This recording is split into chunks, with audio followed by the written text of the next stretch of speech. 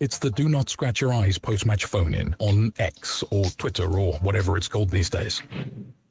Good afternoon, everybody. Good afternoon. 1-1 it finishes at the Stockade Ras, or the, let's call it the racecourse ground, because I only speak English. If I'm going to have to come here and start speaking Welsh, let's be honest, there's going to be problems, and we don't want that. Definitely not. Definitely not.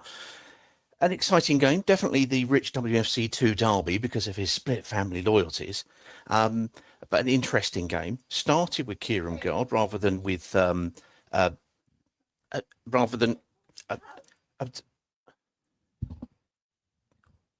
sorry, bear with me 1 second, guys. I'm just going to have to stop a second. Bear with me 2 seconds.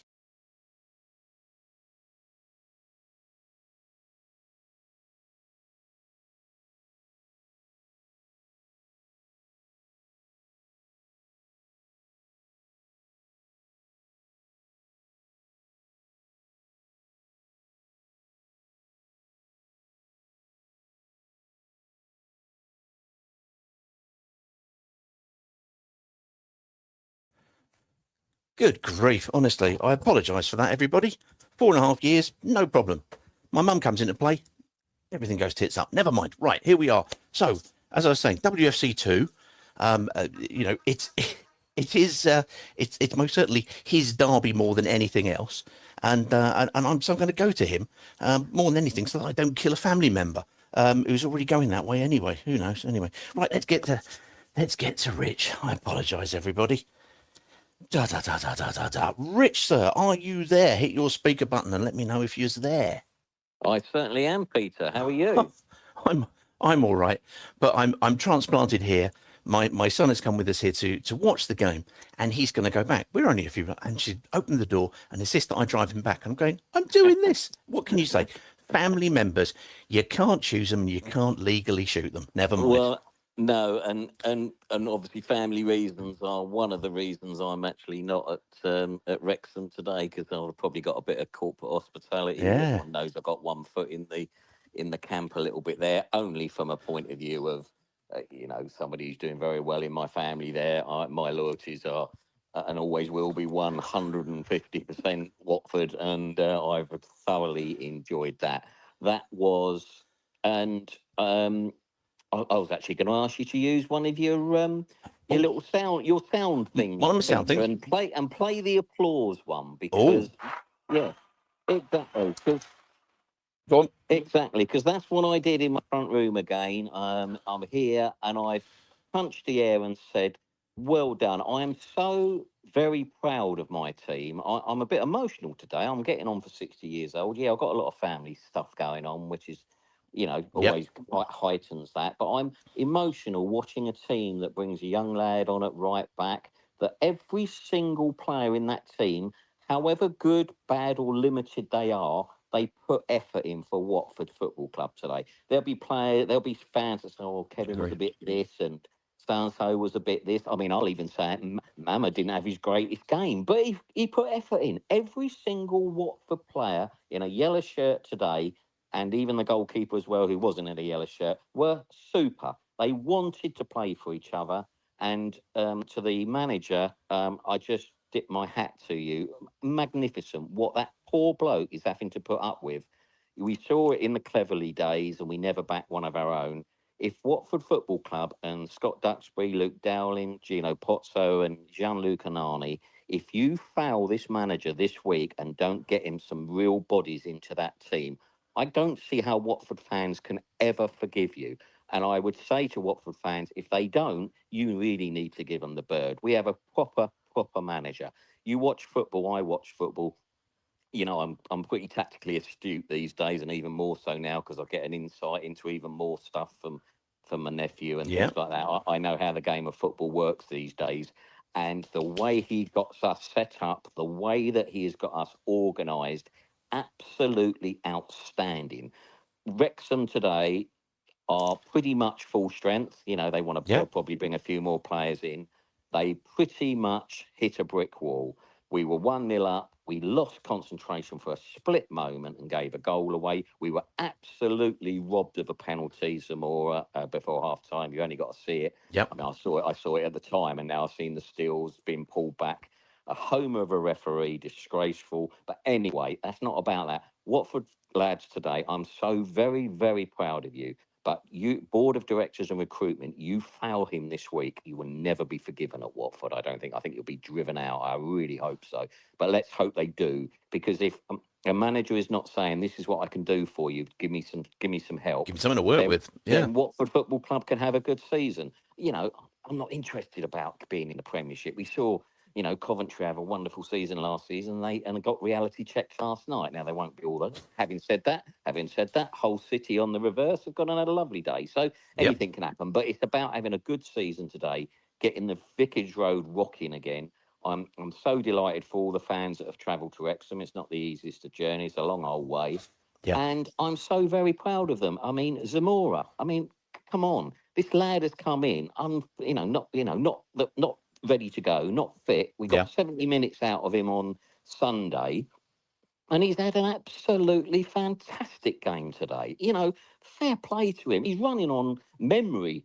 You know, we are the whatever's thinner than threadbare, we are. You know, it's ludicrous. Young Eames has come in on. There's probably most Watford supporters haven't even got a clue who he is, bless his heart. You know, and he didn't put a foot out of place. He stuck in. And full credit to Matty Pollock. I know I give him a little bit of stick every now and again, but he looked every bit the captain today, and I know he would have helped teams all the way through. Kevin pretty much stayed concentrated. Yeah, I'm mistaking him, but he kept going and he kept effort, and he got a white whack in the mouth, and he still kept going. And I just thought, just outstanding. But obviously, if you want to pick a man, oh my goodness, where has this Bravo come from? It's 2 games. It's 2 games. I know it's 2 games, and let's all not get too excited. But wow, that bloke has got something about him, and he looks like he wants to play football. You know, Mama's good around him. Young Nabizadi is good around him. And just think what we can do once Thatcher is fit, and if Barr ever gets fit again, who knows? But no, I'm so very proud of them today, and I hope that comes through. And I really, really enjoyed it, and I just felt we were going to get something. We've, you know, they can't beat us; they just don't know how to do it. And as I said to you on the group chat before, everyone's writing Kieran Gar off, and I said he likes playing against Wrexham, and they didn't want him to play against him. Trust me. And what does he go and do? Beautiful header, textbook header from a beautiful cross from Traore. And I've seen Traore getting a little bit of stick as well, which I think is unfounded. That was a peach of a cross onto his head. It was a decent ball in, I have to say. Brilliant header. And so, yeah, forgive me if I'm a little bit excitable, emotional, whatever, but outstanding. I mean, I don't know what anything you can ask any more than, the only thing you could ask for was just you know, score another goal. I wish Mama had kept his composure when he broke away at the beginning of the second half there. You know, last season, I think he buries that. He's not quite there at the minute. He might be a bit under the weather. He might be carrying a knock. I mean, they literally are patching him up and getting him out there at the minute. And now we've probably lost Traore because he'll be under concussion protocols, so he won't be able to play next week. So we really, really are stretched. And, you know, I'll just repeat myself. If the recruitment team and the chairman, CEO and owner don't support this manager, if I was DNAC and he doesn't, I'd walk, because it's the only way. You know, Javi did it. But this bloke's got something about him. He's a really astute guy. And I don't know where he's been all his career, but he certainly has come in, and every player in that dressing room is playing for him. The atmosphere is obviously he's got it right down there. And, you know, it's just a really super day. And I thought we matched them toe to toe. And I thought we were by far the better team the first half. We all knew we were going to run out of steam a little bit, yet I never felt they were going to score. Matty Pollock and Kevin had Kiefer Moore in their pocket, not for the first time in Pollock's case. And full credit to them. I'd be a lot more worried if I was Phil Parkinson this afternoon than anybody else, because we gave them a game and a half, and I never felt we were going to get anything more than at least something out of the game. So well done all. I think it was a game whereby the final quality in the final third lacked a bit from both sides, just that final ball in, because it could have opened it up. But the player who, and Nathan from Rob Ryan Red said about it to us, is Imre, their right-sided wing-back. Holy hell, he was excellent. He really, really was something to see, and I was very, very impressed with him. So he gave them an awful lot of bite and drive and quality coming in. But then when you switch it, and I thought they did look good in places, and they were getting in behind Traore in that first half before they got their goal, and they've got Kiefer Moore. We've long coveted Kiefer Moore as a forward. They've got fantastic players like Doyle as well. They're there, but the attacking talent around for all of our a disappointment, shall we say, in seeing the likes of Barr injured and Iran Kunda gone and loser nowhere to be seen and a loss of quality. Absolutely. We've still got numbers who are moving around, and as you say, EK Bravo has come in and filled that little kind of vacuum slot really, really well. And then obviously, as you say, Nabazada, who I noticed you called Nabazadi, like that. Get in, whatever. Start mispronouncing it early and carry on. That's what we say, style it out. No, very good indeed. And for everybody listening, in our Telegram group, Rich said exactly what you said earlier on. The moment the team came out, he said no. The words, I'm trying to remember what you said. You said Kieran Gard's best 2 games were against Wrexham. They know about it and they don't want to play him. He gets his goal in fairness, which is good. I did think that I thought I was not the disappointment, but I think like last week we can see why the starting 11 is the starting 11 because the substitutes are coming in and they're finding it hard to. We're losing a bit of shape. They're finding it a little bit hard to get properly into the game on occasions. But hey, it's game number 2, unbeaten, and it's going well, isn't it? Yes, and it's a game of moments. And you quite rightly, eloquently talk about Imrie. Yes, he's a very good player. Yeah.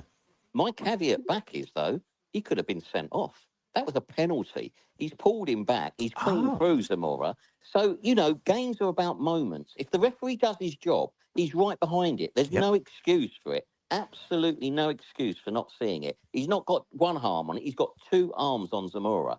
He's pulled him back. Zamora is clean through on his left foot at an angle, but that's perfect for a left footer. That is denying a goal-scoring opportunity. He shouldn't be on the pitch, and we should have had a penalty. It's a game of moments. And that's why, I'm, again, saying, well done, Watford. You're absolutely right. There is a little bit of quality missing. And Luke and I probably won't have a good game too often, but he's got something over Wrexham. And trust me, guys, we're rent-free in their heads now. You look at the record against Wrexham for Watford. They never beat us, and it's really positive. And the manager has been cute enough to get the right players. And and Bove, I called him a vanity signing last season, and I stand by it. But full credit to the lad. Now he's getting a bit of fitness. There's something there, and the nice little triangle of him, Bravo and Mama is looking very, very promising. And if we can get a bit more in there, get Vatter up to speed, and perhaps another winger in. I know I'm being a bit expert here, but we need some defenders, and we need versatile defenders that can play in 2 or 3 positions, and that's what they got to be looking for. So I hope that is what they're looking for. It's time that Dowling did his job, and okay, he may be being held back by Pozzo. Time will tell. But, he's bought in to do a job. If Dowling ends his transfer window with not one player bought in outside of Udinese, then it really says everything you need to say about his in contribution to Watford Football Club in this pre-season. The squad needs help. It deserves help. It deserves the manager getting some help, and I really enjoyed it. And I'll let someone else have a go now. Lovely stuff. Congratulations, Watford, and on to the Hammers next. On to the Hammers, who are struggling. If you haven't seen it, they lost 2-1 at home to Charlton. That's a local bragging rights style of game that the Hammers will not be happy about. So be interesting to see whether or not we see a reaction. Let's get to the Big Lebowski, the blue cheese Brett. Brett, how you doing, sir? Oh, I never trusted the dice. Now, terrible. Now, I've got to ask you a question, because you have in previous years, you got very excited about Rob Edwards. You got very excited about Tom Cleverley. They were all the second coming of the Messiah, as far as you were concerned. Are you getting over enamoured with Alessio Dionisi? Because what he's working with, let's be honest, it's a limited squad. We can see it's limited because we had 5 academy players today, which is fabulous in one hand, but on another hand, it is absolutely a barometer of the weakness of the squad that he's been given. What are your thoughts on Mr. Dionisi? It's amazing to have him bring this seeming team spirit that we haven't seen for that little flash, obviously, when Javi came back. But since then, we haven't felt this, like a Watford team playing like a team, looking like they're enjoying playing for Watford. We've not had that. So yeah, I think he's absolutely fantastic. I thought, what a wonderfully entertaining game. Brilliant. We've got some real star players. We've got some players that you'd think could make it in the Prem. The issue is, and it's very worrying, and it's kind of what Rich was saying, and what we've all been saying is, it's thin, and see how quickly things can change. Suddenly, Traore, I mean, what a lovely cross. Like, yes for K9, brilliant to get in front and get that header in. Yeah. But the cross was absolutely wonderful. And look how things can change so quickly from the start of the game to the finish of the game. You're starting to look at, well, how many players do you lose in a champs game? You know, we could be 5-6 games in and be playing only youth. I mean, it is worrying, really worrying. It is, and there is a little bit of a question about the resilience of players in this division, because it is a very physical. It's a very physical division, and to already have lost players like we have. First 2 games, 2 players out. It's like, well, if that carries on, we are looking at 5-6 games in. We're looking at the youth, and we are potentially. It is about, is there a lack of physicality from ourselves, because there's definitely a lot of lovely skill going on. There's a lack. No, absolutely. There is skill. There is technicality. What is missing is a squad. Frankly, we've got the very good basis of the lovely fluffy bit. The stuff that we've had. Which is what the Poxos do, isn't it? They go and buy technical players. Well, yeah, but this is the Championship. We are all icing, no cake. Exactly. Right, and what we need is a bit of solidity to help it out. Obviously, we've also brought in a number of those players incredibly late. I mean, Rich called it right in terms of Zamora playing on muscle memory. He stepped in and done really, really well. Although I think a few people, we will have a look later on in the week at the goal given away. There were a few sort of opportunities to get the ball away and to clear it and to be agricultural about it, and it fell on, and it kind of spilt for them. But look, at the moment, before the season, because of looking at the squad before the first competitive game of the season, we were looking at it, and I would suggest quite rightly going, oh my Lord, we are so underplayed here in terms of this squad, in terms of the depth and the breadth.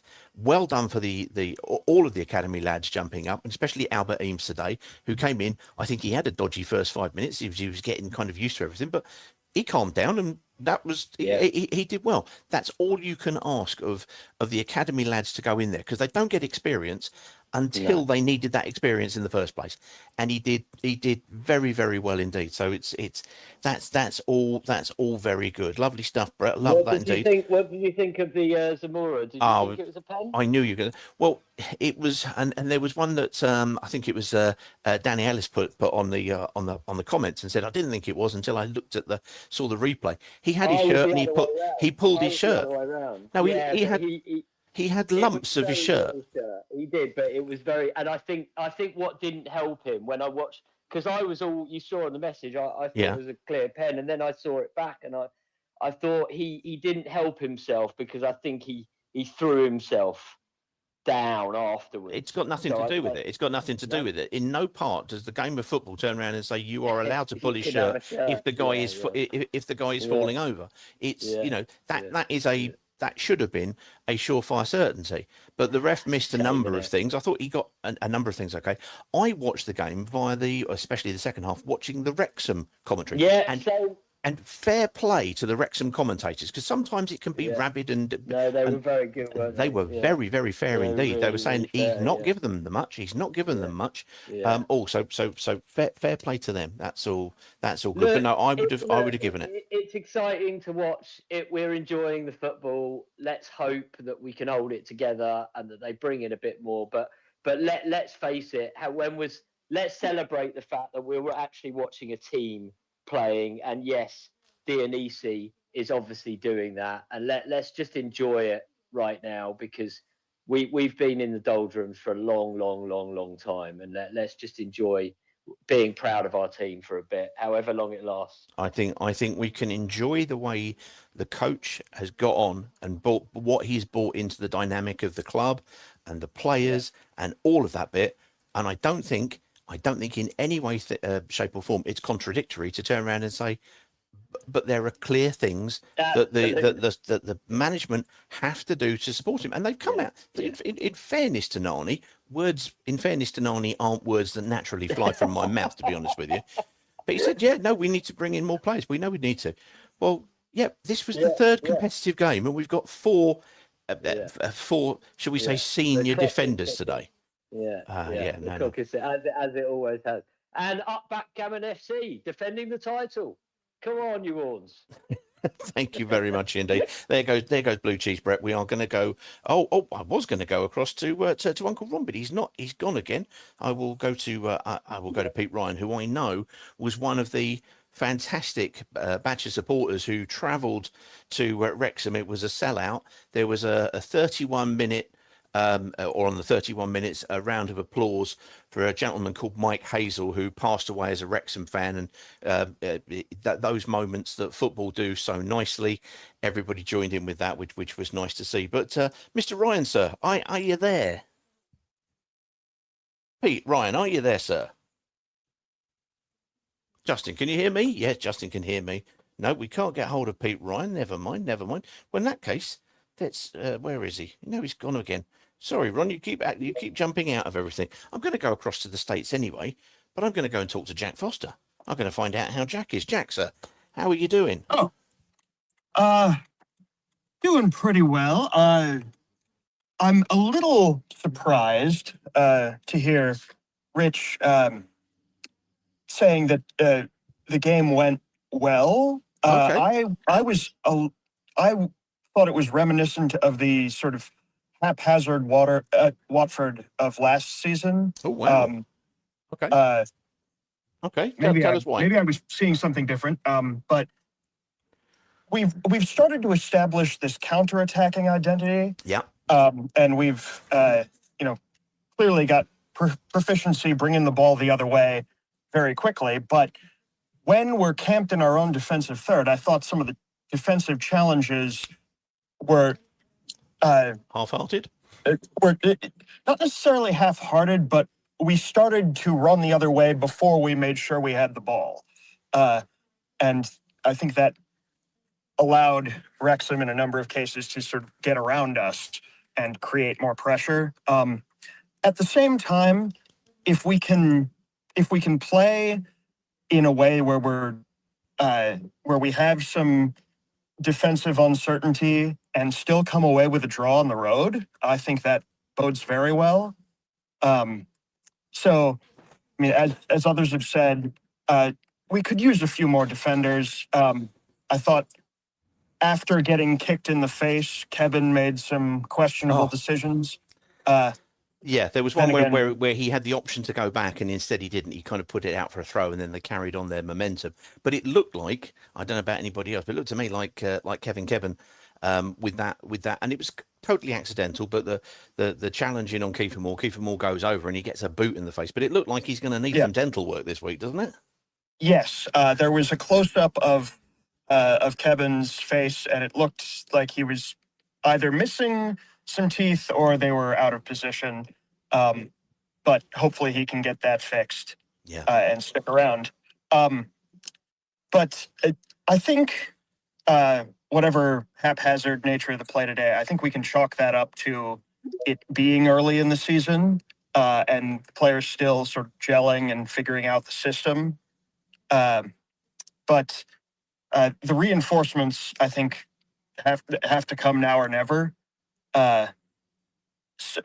Because if we end up playing more academy lads, I mean, fair play to Eames, he did as well as he could, but we can't have more of those players that aren't quite ready yet having to do a job. Oh, I think we've lost Jack somewhere.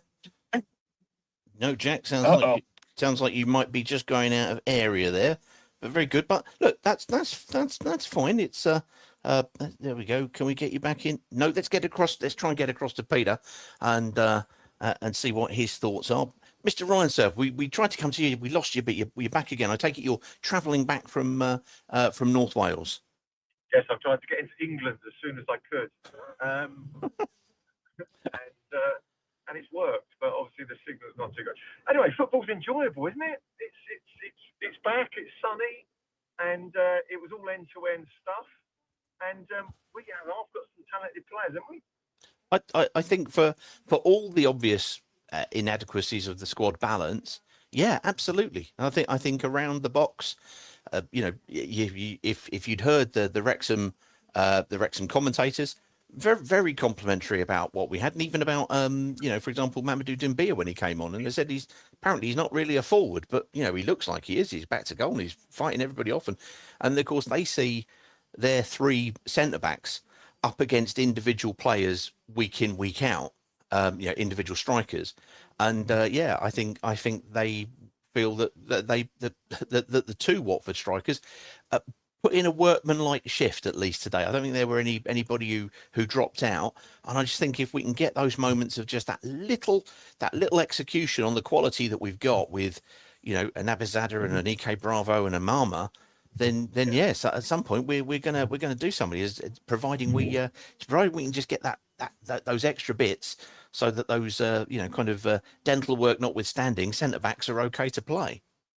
Well, at least we are linked with the Chiswell Green Dental Surgery, as well, if we're still paying the bills to them. But yeah, I can tell them a dental implant is about $3,000 a go. Excellent. Well, yeah.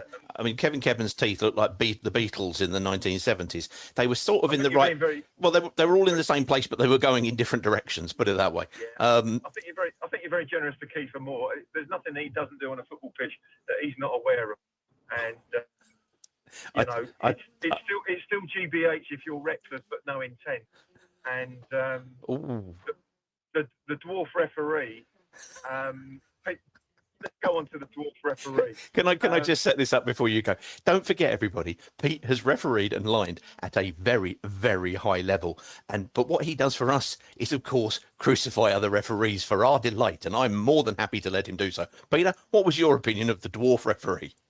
Well, the dwarf referee, let's go in reverse order. The free kick that Ike Bravo, and what a player he is, by the way, he was a delight.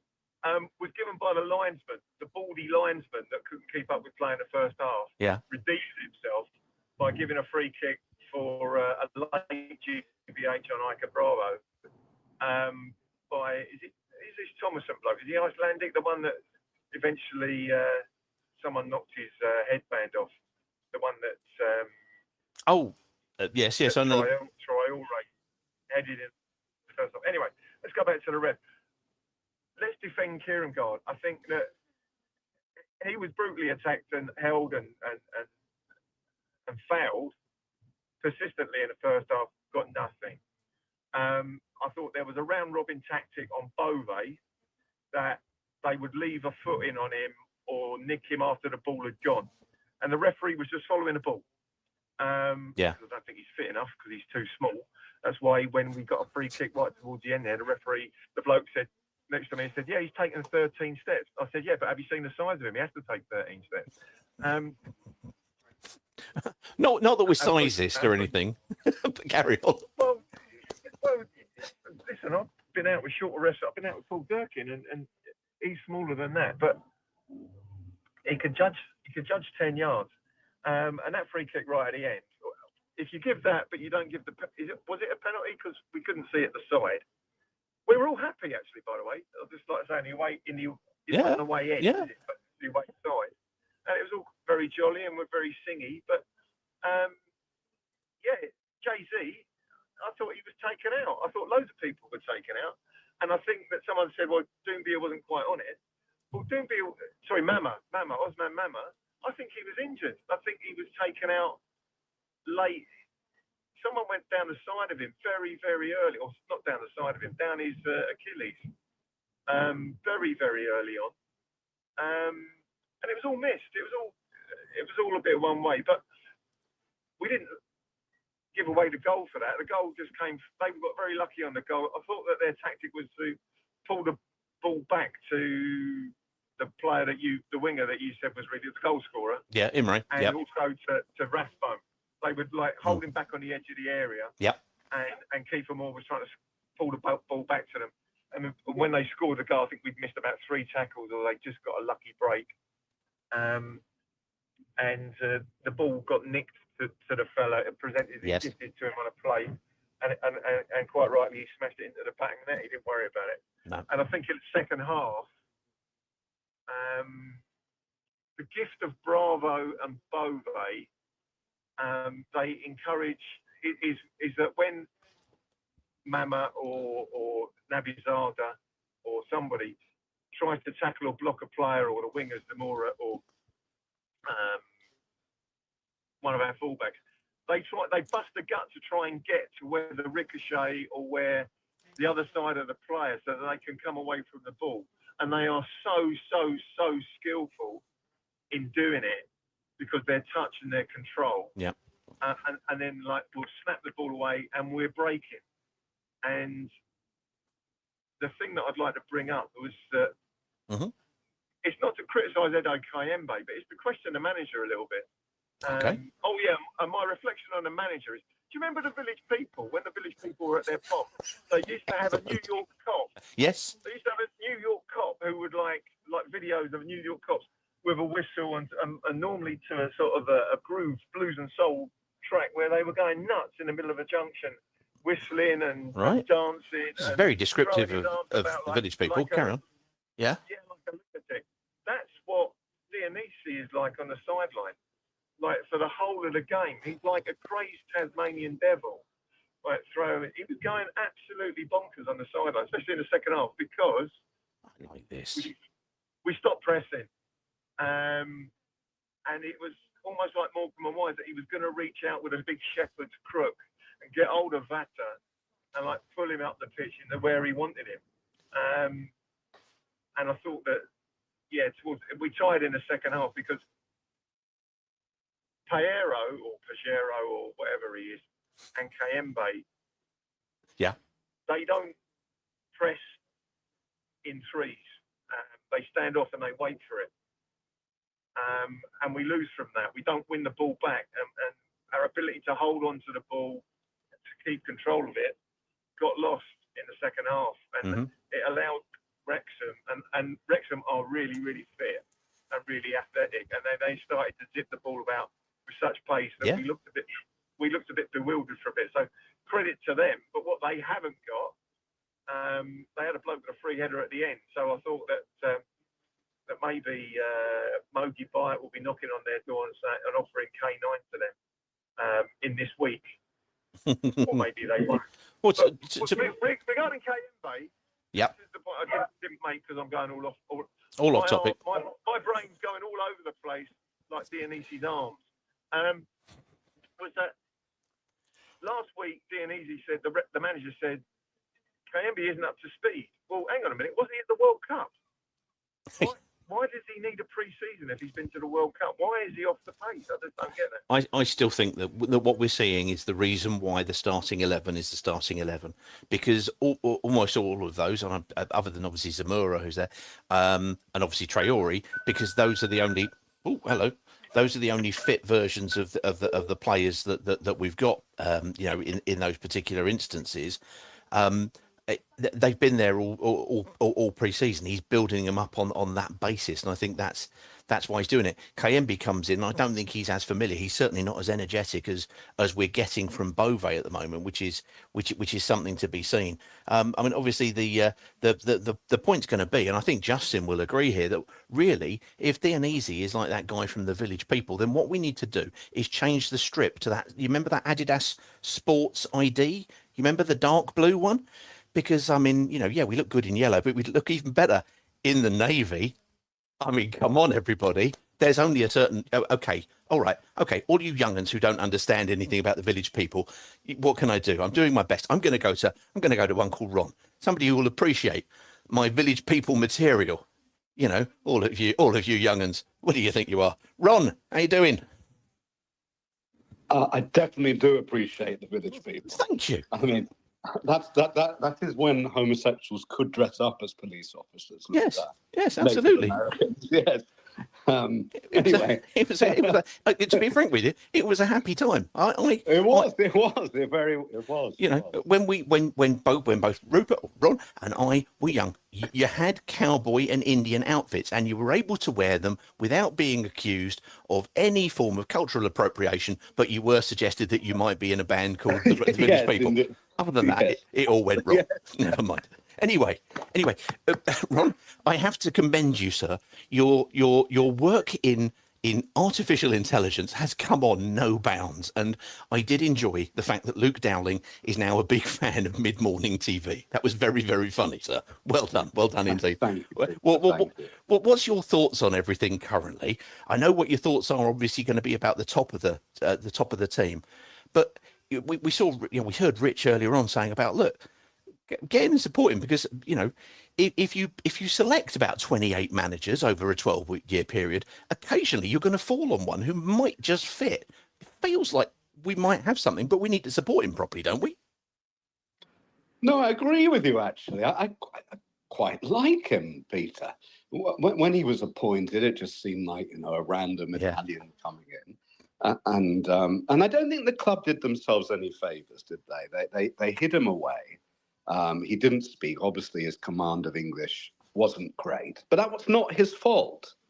They could have said, he doesn't speak English very well, but he will learn. And apparently, and I don't think this hasn't come from the club. Again, they could have said this themselves, because to me, it makes him far more endearing. He's watching an English film every day. I don't know if you've heard that. Oh, right. Okay, get it in the comments. What films should we make Dionisi watch so he gets culture? I mean, not Green Street or anything like that, or maybe Green Street. Dougie Brimson could do with the royalties. I'm sure he'd enjoy that. But what films should he watch? I like that. Probably not The Godfather, cultural sensitivity and all of that. But I like that. Yeah. Well, by all accounts that I heard, and I can't remember, it may well have been from Adam or from. In the Watford Observer, or perhaps even Mike Walters, was that there was a report that certain people went to go and talk to him in Italian, and he went, no, English, because he's got to practice it. And anybody who's tried to learn a language knows that, you'll kind of learn it, and then somebody else will go and talk to you in your mother tongue, and you go, oh God, no, help me practice it. So yeah, he's made every effort, and I think he's made a thoroughly good impression. And we've got some players who, and I appreciate, I'm going to tread warily here, because you had a particular love affair with Iran Kunda. You enjoyed seeing what he did, and I think he was a lot of fun. He really was. But what are your thoughts on Ike Bravo coming in? Has he made you feel the loss of Iran Kunda a little bit less?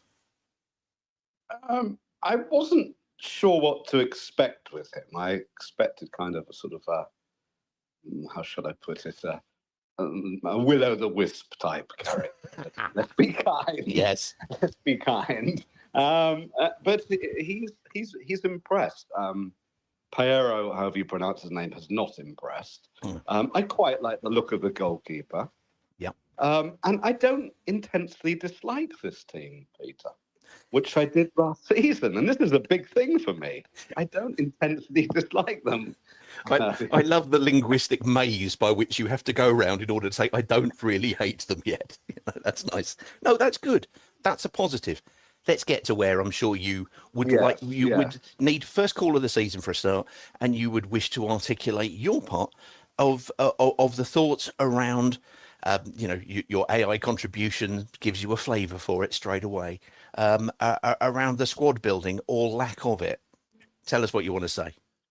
Well, we have been lied to. We have explicitly been lied to because Scott Duxbury said we're going to bring in a hardened championship core British players. He said that very early on. Yep. It hasn't happened. I believe at the fans forum, and I think our dear friend Wendover is here, that they said they were happy with the squad, bar a couple of centre halves coming in. Yeah. There's someone at the club, I think 99% of fans aren't aware of. He's called Andrea Papadia. Yep. He's actually the joint head of recruitment of Udinese and Watford. Never, ever, ever been officially announced. Certainly at Watford. I don't think he's even been announced at Udinese, but people can look him up. He has no real background in scouting. He's very, very strange background, let's put it like that. But you cannot have people saying the club has no money when you have Andrea Papadia there as head of recruitment.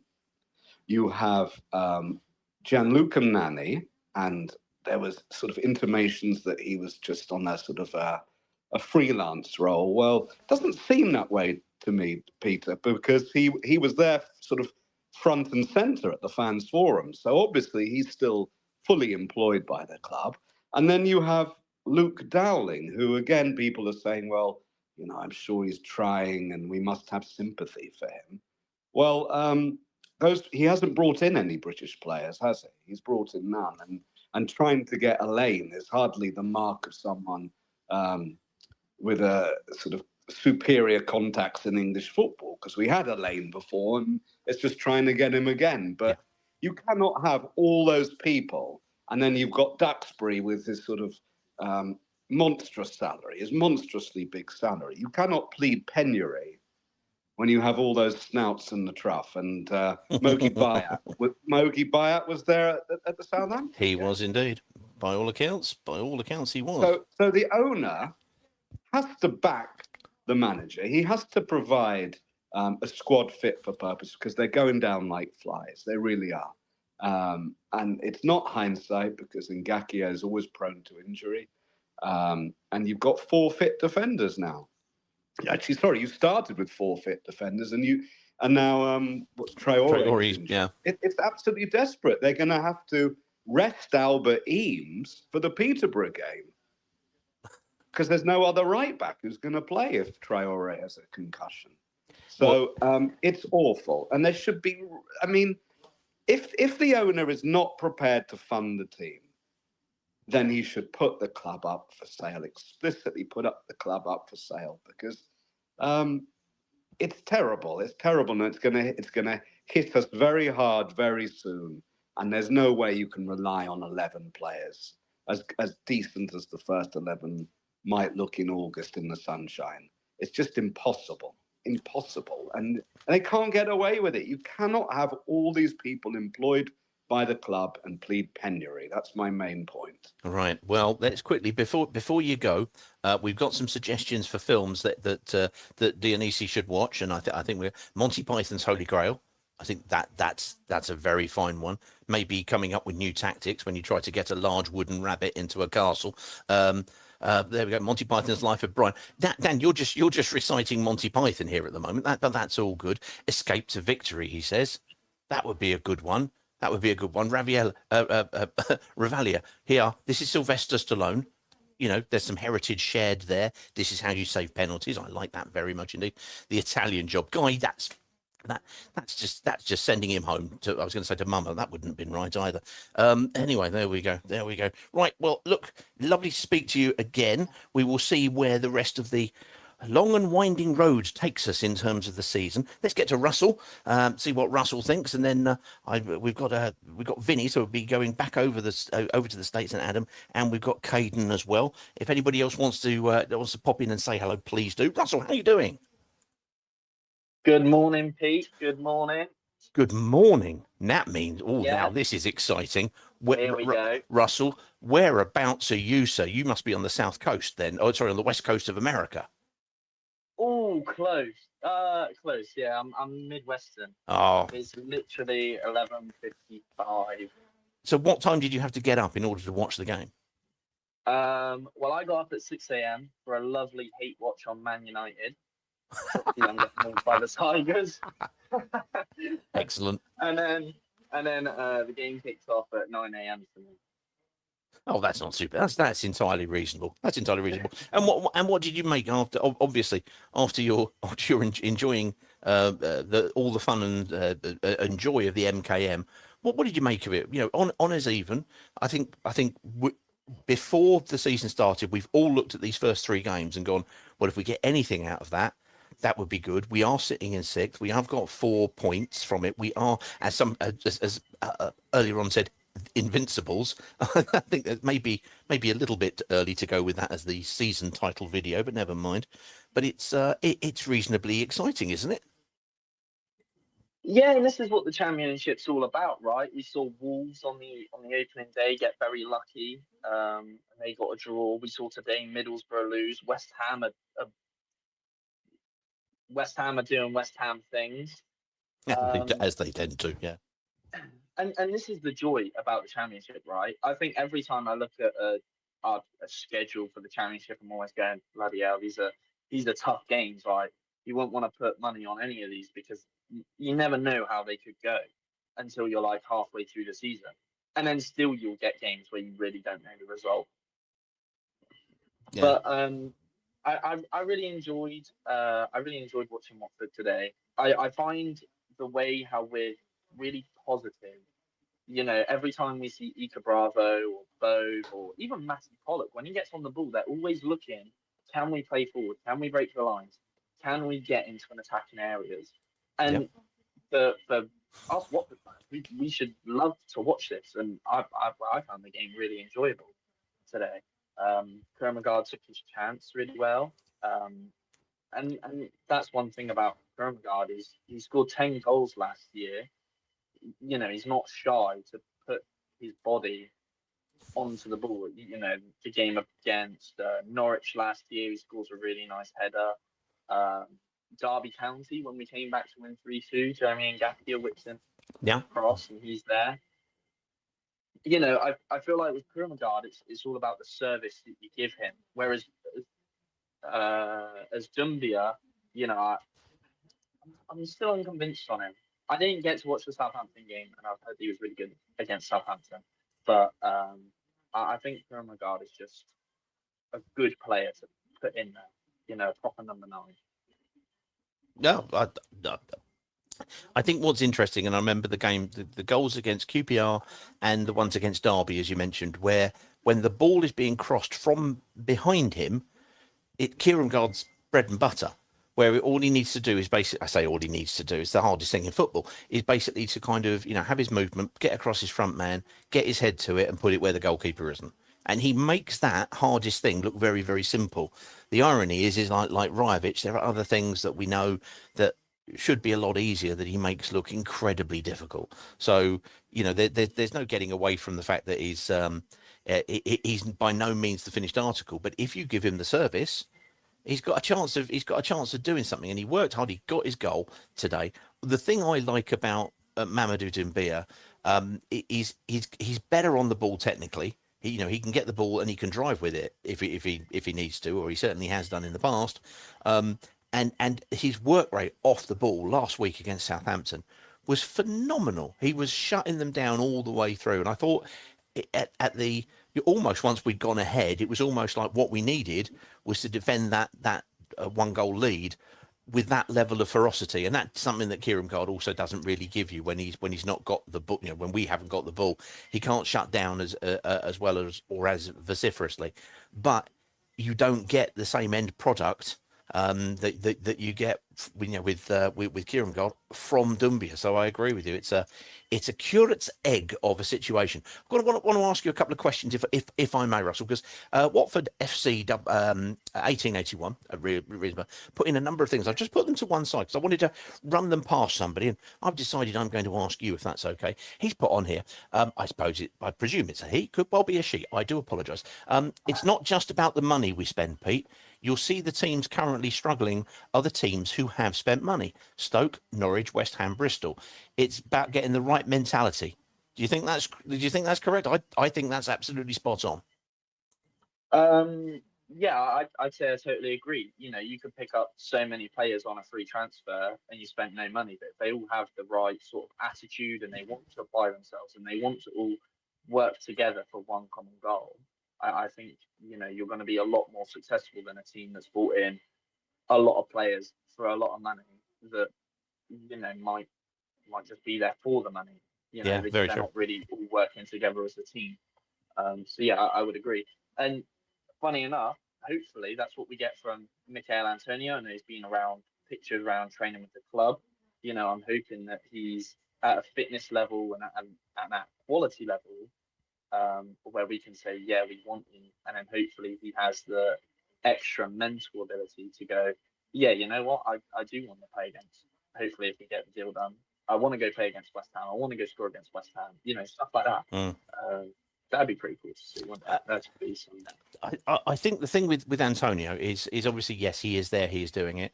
I've heard different things. I've heard that we are literally doing a favour for the agent, and that's why he is training. But I've also heard that he's been training pretty well and getting on with everybody, and everybody likes him, and he's a good character to have around. The thing that I really beside the fact that before the injury, we would never be able to have got close to an Antonio to play up front. It was the closest thing really to a ready-made replacement for a Troy Deeney, you know, after Troy's kind of peak of his career, kind of as he moved away. So you know, he would have been great. We wouldn't have got him, but there's character in there because okay. You're not going to put him in charge of driving the bus, that's for certain. But he's to have come back from a 4 break in his leg, to the determination to do that, to come back at the age of 36 because he still thinks he's got something, you know, to do and to say in the game. You think there's a level of determination that we'd seen previously on the pitch, you know, in terms of his fight and hustle in the Premier League for West Ham and, you know, for Sheffield Wednesday and Forest when he was there. But there's still that determination to go and prove somebody wrong and prove he can do something, which I think, you know, that would be really interesting to see. But then the other comments are as to whether or not it's a you know, what would a contract look like? Would it be a salary? Would it be a, you know, per game basis? You know, in the Championship, you can rack up a whole number of games, and if it's a per game, that could expose us one way. If it's a salary and he gets injured, everybody knows what happened with Ogbonna. It leaves the club. Leaves the club exposed. So it's all very, very difficult. It really, really is. But there we go. Anyway, Russell, sir, have a great remainder of the day. Lovely stuff there. Like that very much indeed. Let's get to Wendover. I don't know whether or not Wendover is coming back from North Wales or if he is more reclined. Greg, are you there, sir? Greg, are you with us? Nope, doesn't sound like Greg's with us. Never mind. Nope, is he there? Nope, I don't think he is. Right, let's get back across to America and chat to. Oh, hello. Oh, you're there. Hello. Oh, you're hello, there. Pete. You right? Yeah, thanks for joining. No, I'm on the service here in Country Bumpkin Land is not great, but yeah, I'm on the way back from North Wales. Dear. Well, look. First of all, a couple of quick questions. First of all, well done to everybody who travelled up. It was a sellout, I believe. Good effort from everybody. Was there a good response on the 31st minute for Mike Hazel, who's a Wrexham fan who passed away? We all clapped. To be fair, I wasn't aware what we were clapping for. I wasn't aware of it, but we did clap. Yeah, we clapped, and yeah, and bless the guy that lost his life. Yeah, absolutely. Absolutely. Peter, I'd just like to pull Pete Ryan up on something. Okay, you go and pull Pete Ryan up. Go on. You can't call people dwarfs anymore. Oh, wait, You have to call them. You have to call them pogs. you, sorry, this just possibly got worse. You have to call them what? Porg. Why do you have to call people dwarf? Okay. Person of restrictive growth. Porg. I didn't know this. I didn't know that this is at all. true. Yeah, man. Yeah. So. Frankly, porg sounded worse initially, but that's fine. That's fine. Okay, well, we feel educated that you put us right on that. I'm very, very pleased about that. But what about the rest of the day? How do you see things? Yeah, 8:30 this morning when we kicked off. If you gave me a point, would have taken it. Snap your hand off. Yep. Look, I said it last week, and I say it again. I love the attitude. I love the commitment and the attitude. We'll lose away from home this year. But if we lose away from home this year and show that commitment, I haven't got a problem with it. I haven't got a problem. My big call outs are for Bove and for Hector Cipriano. I thought they protected that back four magnificently. You could see with Bove why he was a top player now. He's getting back to those levels of fitness and really good. Really good. And I like the left back. I like the left back a lot. Zamora. I like him a lot. I think he's a good footballer. I also quite like, and he hasn't had rave reviews this evening. The Argentinian. I thought when he came on, he had the handicap of having KMB with him, who was dreadful. But I would say he was the only player that was dreadful. The others were magnificent, and very pleased. As for Wrexham, I hear a lot about Wrexham, and no disrespect to Rich. They're very much the in vogue club because of the Hollywood and this, that, the other. But I thought they had very, very little, other than huff and puff and long balls and long throws and big muscular guys. Can't see them doing a lot this year. Can't see it myself, but we've also had comments on the officials. Agree with Pete Ryan. Absolutely hopeless. The linesman by us just could not keep up with play, Peter. He should give it up because he was never in line. We wondered whether their equaliser was offside. Nobody has questioned it on this call, so he obviously wasn't. But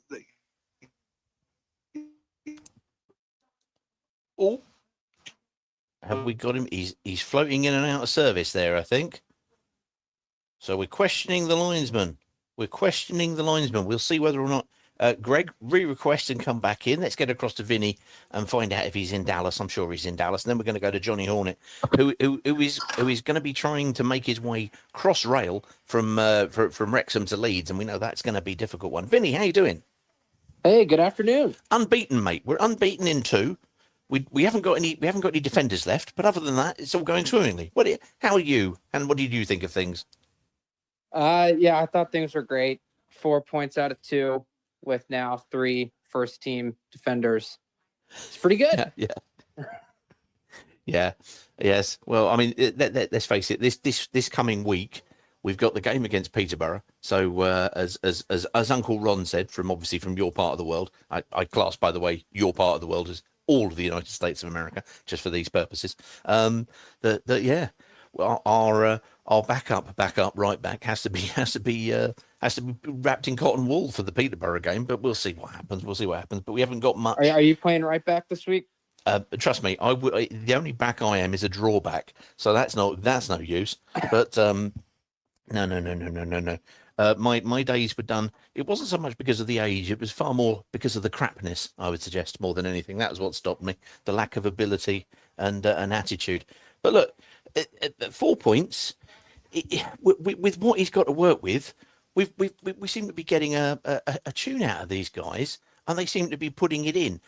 a point that was made on the YouTube comments earlier on was so much better than last season, and I feel this is so much more than we saw from, or in terms of the feel good. Other than that 4 games around Christmas with Yavi, which obviously was special but short lived, this does feel like there is something there. There is also cautionary comments from one from Watford FC 1881, where he said, "I'm still finding it hard to, commit to Dionisi because we so often will jettison the manager." How are you feeling about it? Are you committing to him, or are you staying put and keeping the heart locked in a weighty box behind lock and key? It definitely seems that we're a little more tactically with it than last season. Yeah. I guess just because we had like 4 managers or whatever, and he had a great preseason from everything online.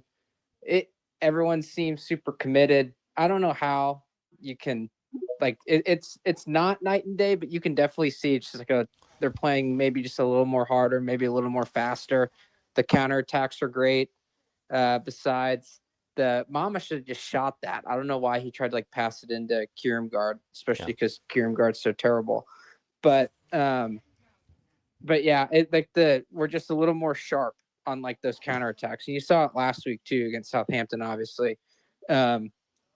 It's just there's something tactically maybe that is kind of a little more than last season. Good. So I'm all in. We should give him a raise for 4 points from Southampton and Wrexham away.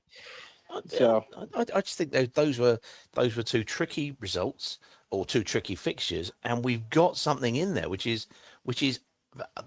unexpected. And I think we mustn't go all in. I think everybody is kind of reserving the fact that we can see that we're it's the Championship. You're gonna pick up injuries because of the frequency of the games you play and because of the physicality of the league. And he's not got, at the moment, 52 cards in his deck. He's not got, he's literally got a starting 11, and then we do see a drop off when we go to when we bring the subs on. A real drop off. And you have like one capable sub on the bench. I mean, it's crazy how we have 4 points with Kayembe playing like 30 minutes after Bove only goes 65. Yeah. I mean, it is miraculous. I mean, we still have 6 days to sell Kayembe too. People forget, if we're selling Petrus for 800 grand to Greece, we can get rid of Kayembe in 6 days. This is true. We're not looking at this. We're looking at this is about a bit Southampton-esque here, but we're looking through the telescope at the wrong end, people. We are thinking, oh, no. There are people who like KMB a great deal.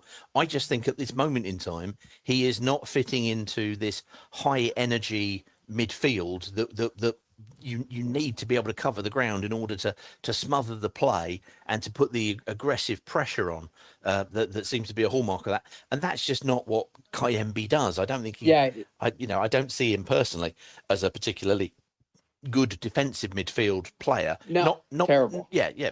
Because I think most Watford fans have said he looks better when he's further away from our box. And he's got a dig on him, so there's an opportunity for him to do something positive, but we'll see. Peterborough, you're Dionisi. We're going to make you Dionisi. Come Tuesday, are you resting everybody? Yes.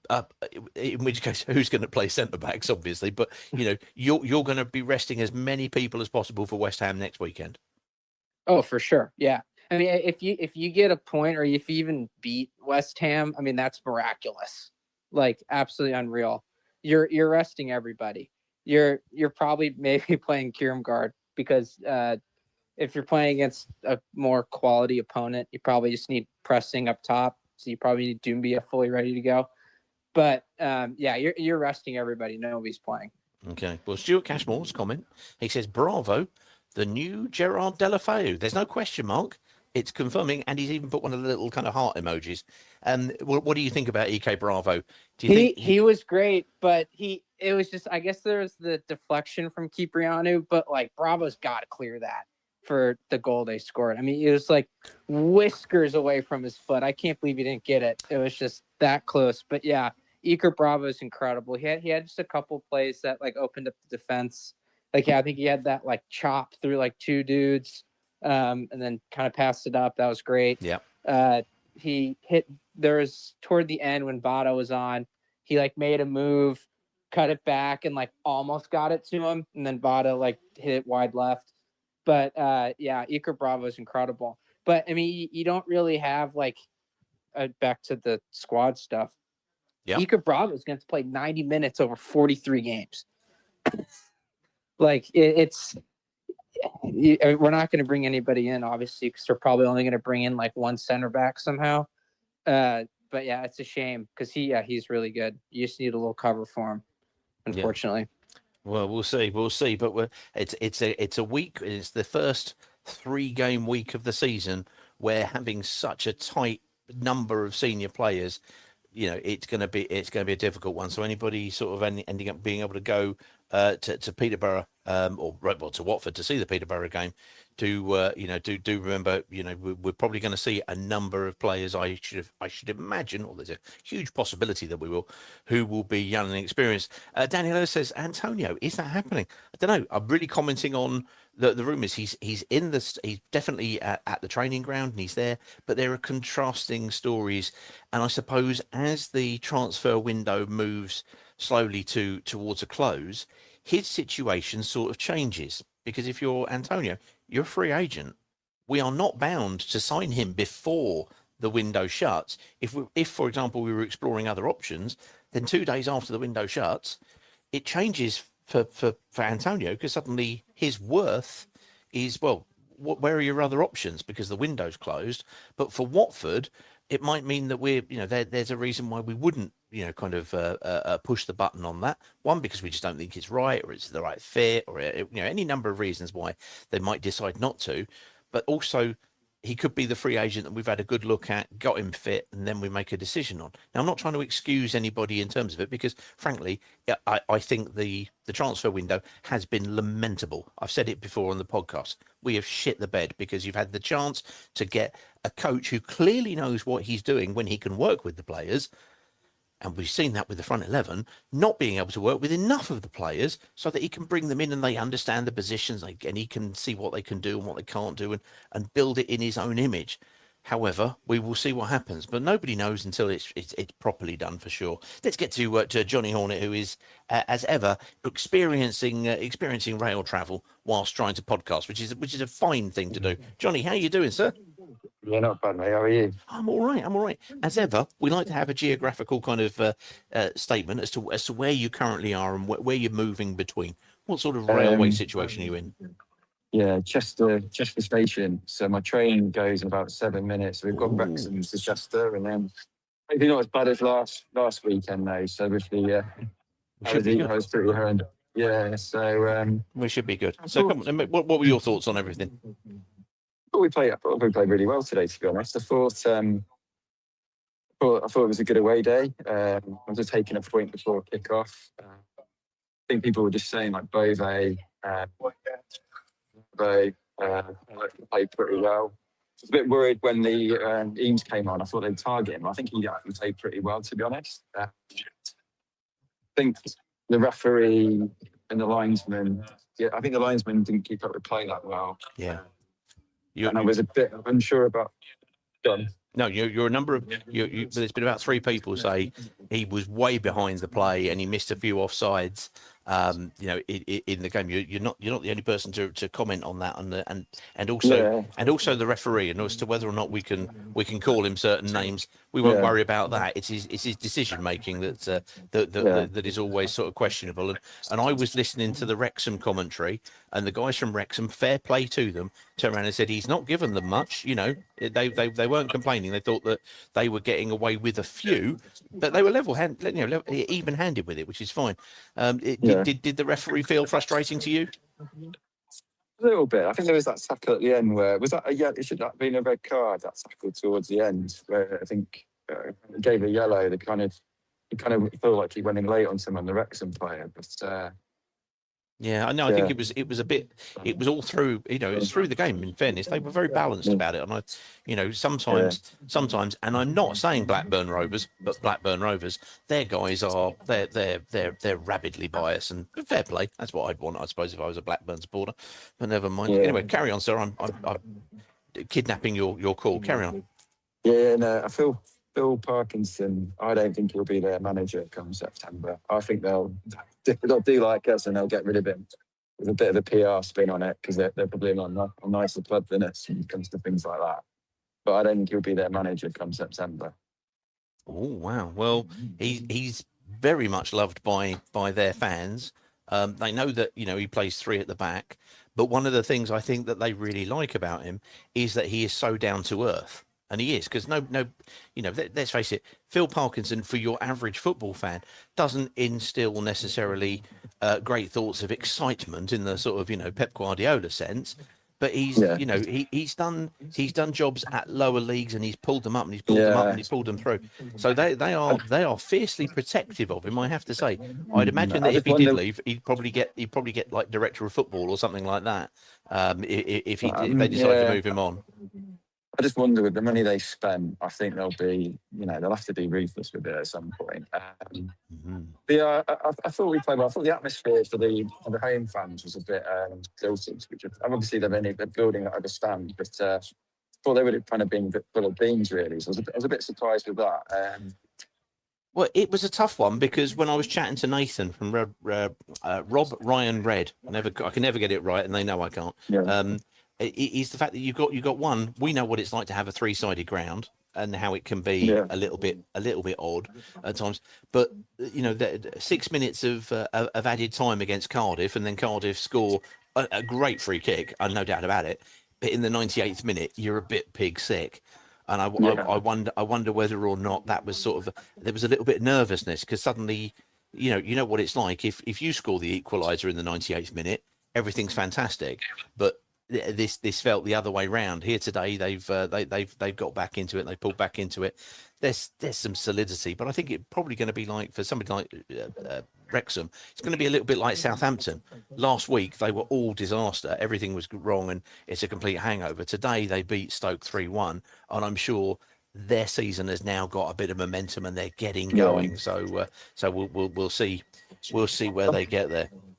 Yeah, I feel like just my only worry is this manager seems, everyone's kind of said it, he seems to have the morale up, playing good football, but are they going to back him, or are they just going to do like they've done every season, leave it short, and then blame the man, dump it all on the manager halfway through the season when we've got injuries? Now that's my concern, and I just think we're just going to bring in some substandard players from Indonesia, same old stuff.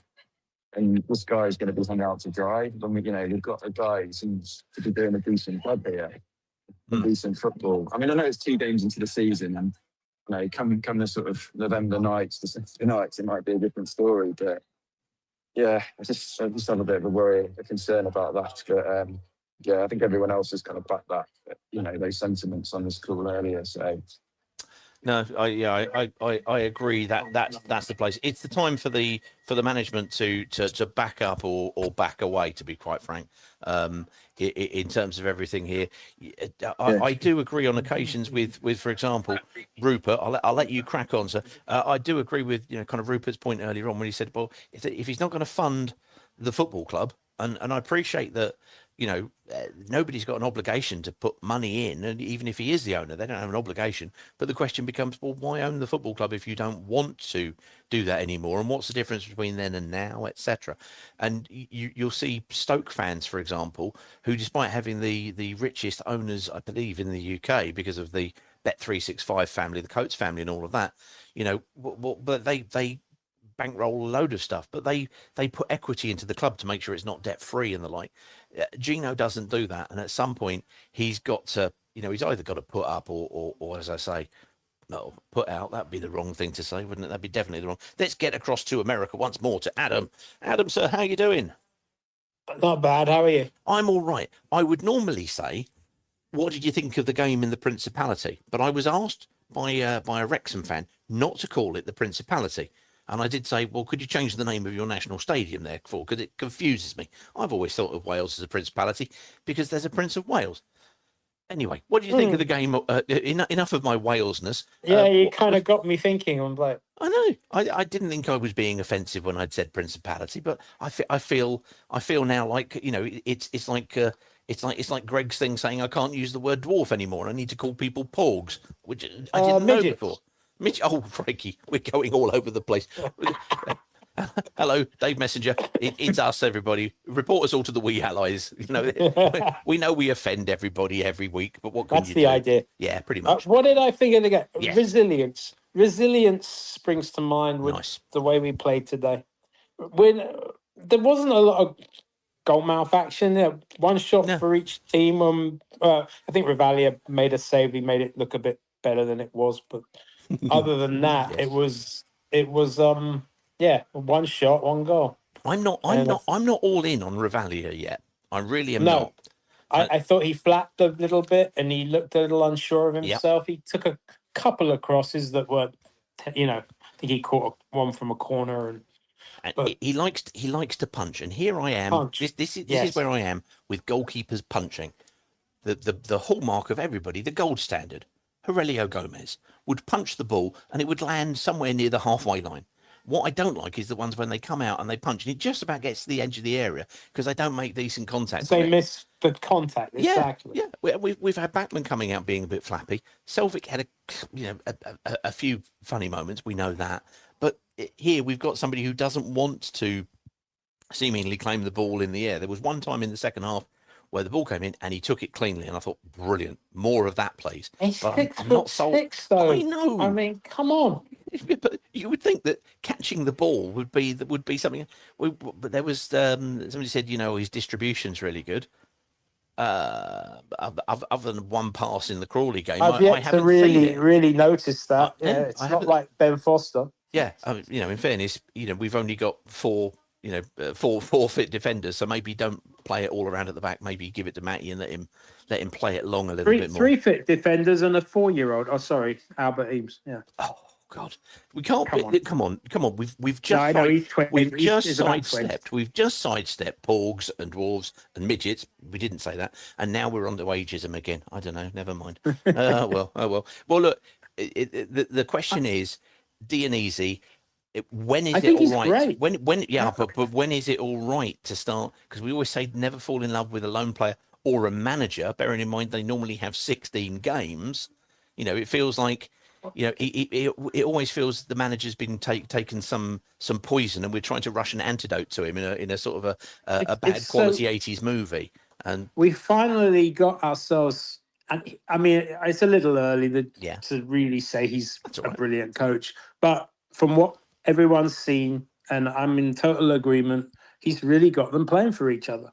And finally, maybe we've got a coach that's in place that gets it, but then now they're not bringing any players in or back in the team. So you kind of, you know, obviously last year we did bring in quite a few players. I'll tell you why. I'll tell you why I'm asking this question, because for me, it feels like, we're sitting there going, we've got somebody, because one of the things that I love is we've said for years on here, we don't seem to have an identity.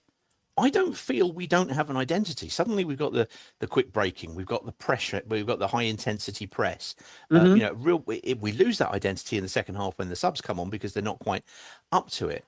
But you know, it's like everything's going well, and suddenly in the back of my mind, I can hear this sort of like dun dun dun dun, and it's like, oh no, Gino's coming to get us, and you know he's coming from below the waterline, all teeth and malcontentedness, and he's going to come and Rob Edwards the whole thing up, or cleverly everything away. That's where it is. We're more than happy to give our hearts away, aren't we? It's just the ownership, of crying out loud. I just hate this first few weeks of the season, you know, with this transfer window business and nothing getting done early. You know, we did bring in those players from Udinese, all right, granted, but you know, losers don't know where he is. We don't know where he's going or what he's doing, but we're assuming he's going because he's nowhere near the match squad.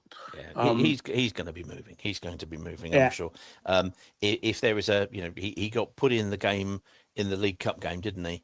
And then dropped out nowhere to be seen in terms of the league position, because I don't think if he's not going to be involved, then the. But what if the he rumours doesn't suggest- move on? I mean, you would think he would, but I mean, there's only 10 days to go. So. I think what I can tell from a financial point of view, they need him to move on. I think they need him to move on because he was on. I'm sorry, I'm trying to remember kind of salary.net, and you can decide whether you don't think that that's accurate or not. But it's one of the verified ones. When we signed him, he was on 64 grand a week. Wow. In the Premier League, but he signed that where he gets half the money when 32, we come down. So sorry. he's down at 32. Which most people will go as a footballer, okay, 64, holy hell. But you could argue that last year he's really earned it, in terms of if you can earn that much money, I suppose. But he's done that. That is a drain on the club because he's got a contract through till 2028, I think. So they're going to want that to go out to free up to be able to maybe push it in a different direction. So we will see. But what is the point, to quote Ron, what is the point of having Andrea Papadia, who, as he said, has no background? He does have a background. He was at a club I never heard of before. Before that, he was a DJ. So, great. It's kind of like our politicians in the US. Yeah, that seemed to be what he is. But now he's now he is the head of, and he said he's both head of recruitment for Watford and Udinese. That may well be the case. The last time I looked, because you can look him up on LinkedIn, and it just said Watford when I saw it at the time. But no, me neither. We've got Luke Dowling because we were going to be taking a domestic approach to our which just absolutely happened. Basically the one person who is, and actually I think he's I could be wrong, but I think Zamora is Zimbabwean internationally. Zimbabwe, yeah. But obviously he's from the UK, so he absolutely qualifies as home ground. But of course, where did we find him? We found him in Udinese's lost property department, but with everybody else. So the point about Luke Dowling stands, which is if you're not going to take on board the players that he is there to try to facilitate for whatever reason, what is the point? And then you've got Nani, who has absolutely been the overarching technical director for both clubs, and going between London, Watford, and Udinese, and it seems to be about sort of going, well, we'll have that him, and him get on a flight to Heathrow. We will sign a couple of players, I am sure of it. They probably will come from Udinese's scrap heap, and I think we'll sign Antonio too, because there's nothing else out there, and they'll give him some kind of pay-to-play contract. We'll see. I think from what I've heard, he kind of, and this is only just coming out from people at the training ground, that really nice guy, really got on with everybody, is in there, could actually potentially obviously offer us something else, but also offer us masses of experience. Exactly. In terms of today we had two players who were playing up against a back three, and of course, well, he's done it. He's been there, done it, bought the t-shirt, against doing all of this, and could maybe help with that kind of element. That would be. I mean, something. There's no reason not to keep him around for the season, in my opinion. I think it's just the risk of, he's had this injury. His leg was literally shattered, broken in 4 places, and so I can understand both sides of everything. But at the moment, we will see. But it's also, and it's fair to say, and I'm going over 12 or 13 years here, that on occasions we sign people that we all go, who? Who was that? Where is he from? I don't know. Got no idea. So something may come out of left field. We don't know, but they've absolutely missed the opportunity to develop everything and move it forward. So we will see. Anyway, Adam, I'll catch you after the West Ham game. Let me get to Caden because he's been waiting absolutely ages. And then I'm going to come to John Parslow. And then we're going to go through some of the 5 words with you guys before bidding you adieu around 7 o'clock. Let you crack on. Caden, are you with us, sir, or have you given up the ghost because you've been sitting there waiting for ages? Good evening, Peter. Good evening. How are you doing, sir? Now, you came along and listened in. You took part in, did you not, the DNSYE interactive quiz on Thursday night? Yep. And you were in the top half of the table. Yeah, I know, because you did very well indeed. But also your GCSEs, they are now. I'm told by Carl that everything went okay. Is that absolutely the case? Everything good? Yes, all is good. Excellent. Look, I'm really pleased about that. Let's carry on the all is good situation and theme towards getting a point away from the race course. What did you think of everything? Highly impressive. Now I'm going to go to an age-old saying: to have a successful team, you win your home games and you draw your away games. That's what we've done so far. So far we are a success. Okay. Caden, can I ask you to pause there for one moment? Go on. It's the first one of the season, everybody. I'm so glad somebody said it. I was wondering when we were going to get there, and you've done it for us, Caden. Well done. Win your home games, draw your away games. That's the way to promotion. Carry on, sir. I like that a lot. And just before I speak on any players, I just want to quickly mention Dionisi. I really, really like him. Mm-hmm. He's coming across really well to the media, but not only that, we've seen his passion. I mean, the amount of times he was having a go at that fourth official because things weren't going his way, you can tell he cares. Unlike other managers that we've had, we can tell that Dionisi cares. And I think compared to the whole of last season, I think we're now more tactically sound. Yeah, I agree. I agree. I think we've seen better we've seen better football in the last two games than we did for the majority of last season. So it's really, really lovely to see. On to the top performers of the day. I just want to give a mention to Albert Eames. Great performance. Great performance from Albert Eames. Did exactly what we needed him to do. First 5 minutes, a little bit shaky, just getting into the groove of it. But that's fine. I'm fine with that. But he came on and did very, very well in place of Traore, who I thought when he was on Traore was brilliant. But of the two fullbacks, Jordan Zamora, a fantastic performance again today. And he's half fit. Not even fully fit, and he can pull performances like that.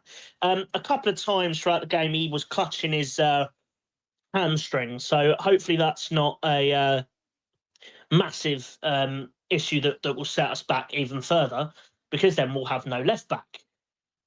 But have we got any players left? I feel like we've got nothing left. Well, the point has been made that it's going to be very hard to rest players against Peterborough because we don't have that many to be able to say it. But we'll I think you just have to go with what decision is made. It's a difficult one because of the numbers that we simply don't have, especially obviously in defensive positions. I don't think anybody is going to argue with the fact that if Dionisi chooses to do that, nobody's going to have a hissy fit, I don't think, or they shouldn't do, because they understand that because of the limited resources he's got to box them, or he's got to box clever with all of those and make a decision. And of course, we now have two right backs who may well not be available. You've got the one that you just mentioned there in Albert Eames, who's come in, and I agree with you entirely. 5 minutes I thought was a bit wobbly, and then they decided to attack him and pinpoint him for the rest of the game. And if it was the boot was on the other foot, we would do that as well. He coped with it. He got on with it, and I think fair bloody play. I think he should be coming back a very proud young Watford player today, and that's excellent. The other thing is having him going on there, and everybody's looking at. Nobody's casting an eye towards whether or not Nabizada can cope anymore. It was his less showy showing, so to speak, but he was. He does what he does, and he's thoroughly capable. Positionally, he's excellent. So look. The flip side of the coin here of not having players who are as strong as we have had historically in the past has been the fact that we haven't seen academy players come through because the threshold has been up there. We haven't got as many players, or indeed we haven't got as good or high profile players as we have enjoyed in previous times that have meant now the academy can have its chance to try to come in and really show and prove its worth. And I think it's fantastic. There are players there, Leo Ramirez Hispan. I think if he'd have got on the pitch today, I think most people would have gone, all right, let's see what you can do in this company, because we've seen him come on before and do okay. So look, there's a flip side to it, but it's something of it's something that we can try and pull a little bit of joy out without deflecting from the fact that having those players in the match day squad as a necessity is a reflection of the dearth of quality in the squad that's there. Yes, they should be being pulled in, but they shouldn't be having to be relied on because we simply have no other option at whatsoever. And then it becomes a true meritocracy. But whilst Albert Eames has got the opportunity to show what he can do, all play to him. Yeah, 100%. I think I've been championing the academy for a very long time.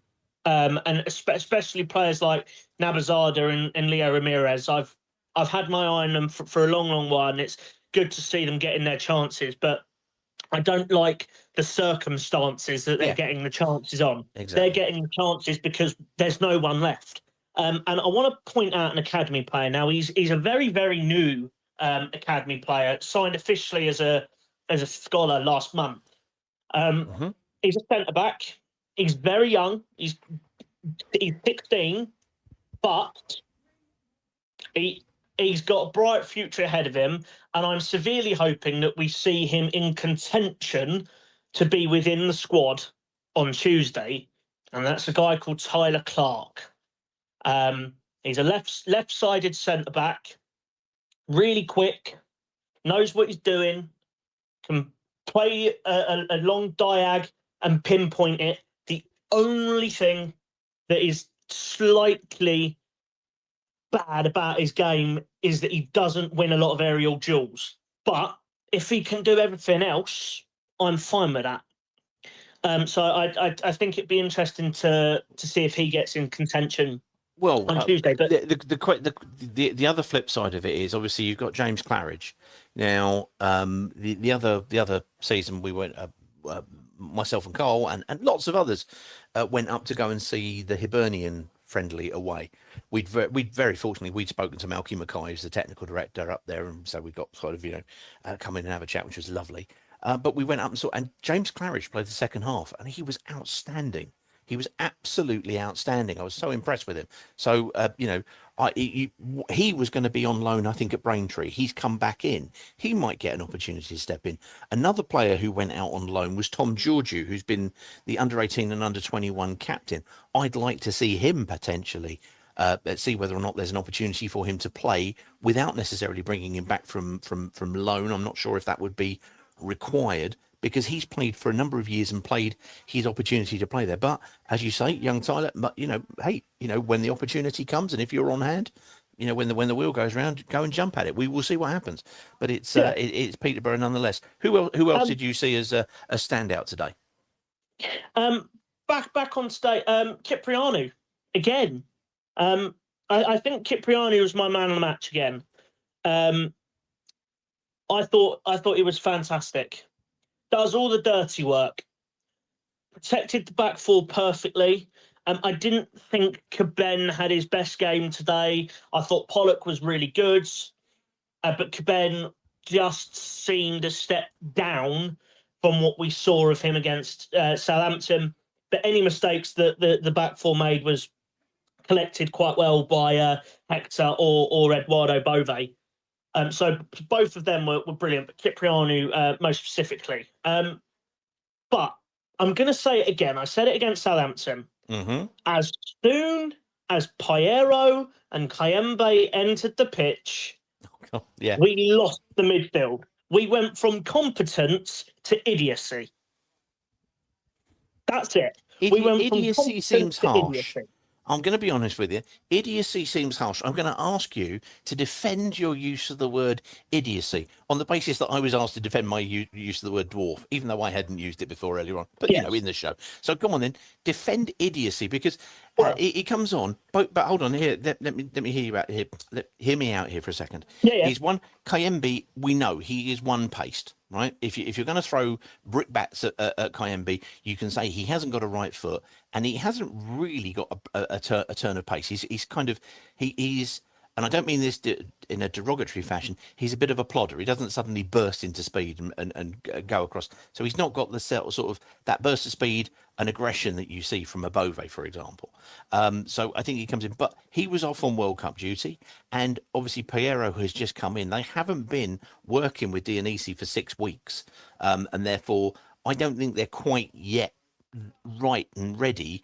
And they're both not. I mean, I think Piero is definitely not fit yet.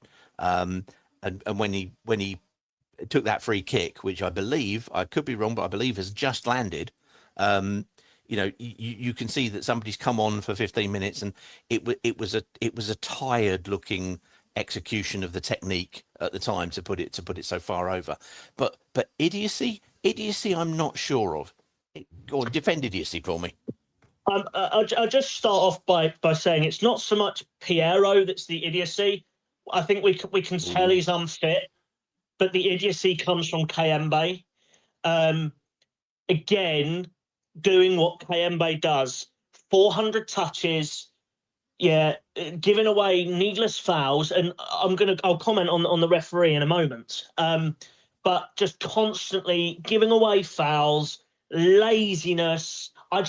He's not the right fit. He cannot play in Dionisi's system. Okay. And if we sell him in the next couple of days, good, but we need to bring someone in. Wow. We need to bring someone in. I mean, come on, we're proper bare bones now. We're proper bare bones, and I fear it's going to get to a point where we're literally going to have a team full of the academy. It's not just going to be the bench; it's going to be the first team as well. Or we're going to get to a stage where we cannot field a team of players to fulfill a fixture, which is where we're going with the amount of absences with injuries, but also the lack of players within the squad. And just before I go, Peter, if you let me, I just want to discuss the referee today. John Busby. Was crap. Calling him out, everybody. Go on, carry on. Go on. John Busby. Crap. His whole refereeing team were crap. One of the linos couldn't be bothered to move, nor could John. John really couldn't be bothered to move today. And I literally was getting so frustrated at him, and just nothing, absolutely nothing from him today. It was a stonewall penalty that we should have got on Zamora. Yeah. A stonewall penalty. I thought he at times he was very, very one-sided to Wrexham, I have to say. But that's another poor performance from the same referee. But we're going to keep having this. The Championship doesn't have many good referees. Yeah, in my lifetime, I've only ever liked one referee. Who was he? 2 referees. Who? Right, one of them was Jonathan Moss. Okay. I quite like Jonathan Moss. Right, and the other one? The referee legend that a lot of people like, Mike Dean. Ooh. I really liked Mike Dean. Those are the only 2. But the ones in the Championship are clueless. And I dread to think who we've got against Peterborough, but more importantly against West Ham. And I will say to every Watford fan, as Watford fans will know, if we have the referee for West Ham, either Jared Gillett or Sam Allison, one, it's going to be a very long afternoon at Vicarage Road. But also, it's going to be very slow because they just stop and start the game like there's no tomorrow. The only thing that I could, praise the referee on today was he tried to keep the game flowing as much as he could, which is what he did. That is the only thing I can praise him on today. A lot of things were wrong. The lino, crap, and let's just hope we don't have Busby again. But as always, Pete, thank you for having me on, and thank you for your congratulations after I got my GCSE results. No, well done indeed. Excellent stuff there. Well, there goes Caden. I like that. The use of word Busby reminds me of British Telecom adverts in the 1970s. Let's go to John Parslow. He'll remember those. John, do you remember Busby being the British Telecom advertising logo? Oh no, I'm far too young for that, Peter. Oh, bollocks. I don't believe a word of that. Honestly, you've just hung me out to dry, John. Never mind. No, I'm more of a. Is it a Malcolm? Oh, I can't remember. That was British Telecom as well. No, well, that was the half return to Nottingham, please. And Oh yeah. that Oh, was- we would say, Paul, we couldn't afford a telly back in those days. Anyway, for all those young people going, what are these two old idiots talking about? The answer is nonsense. Let's get on to the game, sir. You're watching it with Mr. Parslow Senior. Look to be in good form. Yes. What are your thoughts? Because I know you're holding your heart back from giving it away too easily because of how everything has gone. But there's something going on, and it's got nothing to do with the people at the top of the club, really. Yeah, no, I mean, I'm quite content. Actually, I'm very content. I'm walking the dog at the moment on Chorleywood Common, everybody. Chorleywood Common. That's where this rubbish started. I like it. Carry on. Yeah, and I've just actually found a ball in the woods, which is a Carabao Cup branded football. So I think Hang on. We haven't deviated so far. This has been almost orthodox, apart from finding out about the word porg. How big is this ball? Is it a dog ball or is size. it? No, it's full size. Ooh. And I'm literally like kicking it around at the moment with the dog. So this is very good. But this is a fine omen. I think it's for a taking sign. on I think this Peterborough. is a sign. Yeah, absolutely. I think. Well, not just Peterborough. I think this is Ray Lewington days. Going nearly all the way. Semi-finals, love it. Oh yeah. Your dog's very happy. That's all I'm saying. So come on, then. What do you think of the football, other than the one that you found in the net? I thought. Listen, I think I'm quite sanguine about what's going on. I mean, it's a good start, and really pleased for the coach because it's.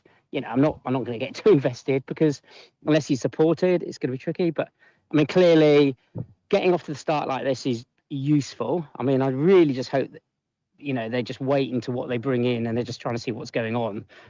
Because, this is the championship. It's attritional. It's already, it's already a problem. So I enjoyed it. My dad enjoyed it. It's the usual. It was a bit like, sorry, I'll keep it quiet. I'm kicking the ball away. It's a bit like, pulling teeth at the end, which brings me on to what I only wanted to talk to you about. I wanted to talk about Kevin Kedman, actually. Yeah, go on. The man of some severe dental work this week because he stuck his head in where it hurt, which is in the proximity of Kiefer Moore. Well, this is what's important because I think his journey's been problematic, hasn't it, for a while? I mean, I remember when he first came in, I really liked him. Yeah, I remember him starting, and I'm going, oh, to quote, we got some player here. Yep. But and then it's been problematic. I actually thought that it wasn't perfect today. I would disagree a little bit with Caden. I actually thought he had overall a good game and an important game in certain areas, and then of course he made a few howlers, which is a miss too. But I think if he can just keep progressing and getting confidence, and he's starting to put himself where it hurts firmly, I think he could, end up becoming one of those cult heroes. But here's what he needs to do now to cement that. This is good. Cult hero is, for you hide Helgerson's a cult hero, right? Oh, I was going to say, well, hang on, because there are different types of cult hero. I would classify. You're going to get Pete Fincham calling, and you do realise. Probably. At some point, people ring me up and tell me off for talking utter bollocks most of the time. But I would include in my kind of cult hero, and it may be a typo, it may not be cult after all, Keith Dublin. Now, here you had a centre-back prone to an error, but who became, I think a lot of Watford supporters found him were warmly affectionate towards him by the end. Do you think he's going to be the Keith Dublin cult hero, or do you think he's going to be at the Heider Helgeson version of events? Well, I think it depends what he does this week, and here's what he needs to do. Okay. Right? So he's obviously got a visit to the dentist. Absolutely. Possibly an implant. He needs to get a golden implant. Golden boys, cement it in there, come out smiling, scare the opposition, and just go, I've done this for the fans, and that's it. He'll nail it. So he's that's got what I'll tell him to do. He's got to go full gold. Goldie rapper kind of golden teeth motif. Yeah, Ooh, yeah, it's the only way. So Pete Ryan knows the dentists, obviously, So I think he should be tapping him up, even if he doesn't request it. I think a little call in to go. Maybe we all chip in and we just pay the extra and just get it done, and make it irreversible. Daniel Ellis has another suggestion for cult hero status. Ken Semmer, he asks. Come on, you've got three there. You've got Keith Dublin, who has your positional equivalents, obviously, to Kevin. You've got Semmer there, who was, how can I put it? I think played up to the nth degree of his ability. Or you had Heide Helgeson, who was there. Which of these three cult heroes is Kevin going to be closest to as a prediction? And you may be thinking that I'm being unreasonable asking John to make a prediction, but for 2 seasons, John started off the dice rolling lunacy, so I think I'm able to ask. Which one of those three is he going to be closest to in cult status? Well, it will be a Keith Dublin, but as long as he doesn't become at the other end of the spectrum a Mickey Quinn, which was more of a cunt hero. Look at that! He's gone full typo on me. You meant cult, clearly. I apologise if anybody was offended. Oh, sorry. But what we listening to this load of old shite for anyway? Never mind. Oh, did I misspeak? Yeah. I like this. Okay. I like the idea of Kevin turning it around when there's absolutely nobody else to turn to.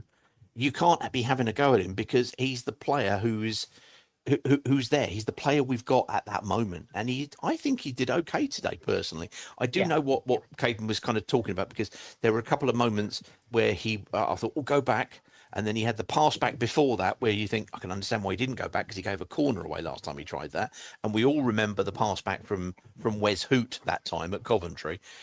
All a bit wary of these sort of things. But in fairness, the second, for the last half an hour, he was doing it with his teeth all going in different directions, and he just concentrated and got it done. And for me, a massive mentality. A number of people have been commenting Watford 891 has said about it, the mentality being important, and the change from last season to this season being one of mentality and approach. No, the squad is not good enough, realistically, not for a Watford team that we've had previously. It has felt like it's fallen off a cliff. But working with the players that he's got there, Dionisi has done a fantastic job with what he has had to work with. John, lovely stuff. Thank you very much indeed, sir. Enjoy the rest of your walk. Thomas is there. I haven't spoken to Thomas so far this season. Let's get Thomas in, find out what he's thinking on everything, because look, we know the obvious stuff going on, and talking about selling of the club and why aren't we signing players. But Dionisi, are we falling a little bit in affectionate of the man? I won't call it love, because I'm a man and I struggle to express my feelings. But Tom, what are you thinking, sir, and how are you? I'm good, thank you. Yourself, Pete? I'm all right. I'm emotionally repressed, as we just heard, but other than that, I think I'm in fine fettle. I think it was good, hard-working championship fare today, and we seem to see a lot of effort, which after the last 4 years is going down quite well. It's not all it can be, but it's something, isn't it? It's a start. No, exactly. 4 points from these 2 games, you take all day. I was expecting us 5 games in to be nil point on 1 if we're lucky. No, I had us down as 1 point after 5 games. But I wanted to just come on and say, it's just been reported by Ben Jacobs that our special relationship with Man City, Stephen Mifuni, is joining Coventry City. He had me there. I nearly bit. Oh well. Well, you can't blame him, obviously. Of course you can't. It's Premier League football. He's working with a manager who's exciting, and he's also got, of course, Lampard's got a bit of Man City history, hasn't he, as well? And in the City group, because he not only played for Man City for more or less a season, but he went over and played in New York. So I imagine his relationship with the City group probably trumps ours by quite a bit. Well, the question is, though, they've got to get out of neutral and get something done then, haven't they? Because they've been putting eggs in one basket come to fruition, doesn't it? Really? Well, in fairness, I don't think most of us were convinced we even had a basket, let alone eggs about it. But we need to be in egg and basket territory in the last week and a half or whatever it is now. It will be very interesting. I've got us down that we need 7 players. I think we'd be lucky to get 2, but we'll see. We will indeed. I'm gonna make you the final question for the evening, sir. I'm gonna make you Dionisi. Oh no, I can't because Neil's just crashed on. Neil, I'll come to you, but I'm gonna ask Thomas one last question. Dionisi, you're him. What are you doing Tuesday? Are you going to rest everybody against Peterborough, or are you going to kind of play them and then just kind of keep the momentum going with the with the first team? I don't think we've got enough players to rest everyone, so you just have to play full strength. And if I'm Denisi, I just want to play, get results, and it puts the question more back on the recruitment side, as in, look, I have to play these players. If they're falling like flies, it's not really my fault, is it? So I feel very, very sorry for the manager.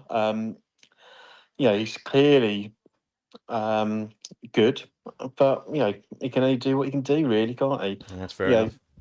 That's all fair enough.